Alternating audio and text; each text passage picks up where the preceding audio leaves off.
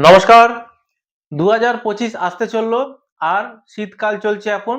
তো প্রচুর মানুষ ঘুরতে যাওয়ার পরিকল্পনা করছে। তো অনেকেই আমাকে জিজ্ঞেস করেছে ফোন করে যে, "দাদা ২০২৫ এ প্ল্যান করছি ঘুরতে যাওয়ার, তো কোথায় করব? পাহাড়ে যাবো না সমুদ্রে যাবো? কোথায় যাবো?" তো আমি আপনাদেরকে একটা সাজেশন দিচ্ছি। যদি আমার কথা মনে বিশ্বাস করেন, যদি মনে হয় সুজিতদা ঠিক বলছে, তাহলে অবশ্যই ২০২৫ এ পাহাড়ে ভ্রমণটার দিকে বেশি করে টার্গেট রাখুন। যত বেশি পাহাড়ের দিকে ভ্রমণ করতে পারবেন, আপনার মধ্যে একটা স্পিরিট কাজ করবে, একটা পজিটিভ অরা কাজ করবে। যে এমন জায়গায় যাওয়ার চেষ্টা করুন যেই পাহাড়গুলোতে পাহাড়ের মাথায় মন্দির আছে। অবশ্যই সেই মন্দিরে যাবেন, পুজো দেবেন।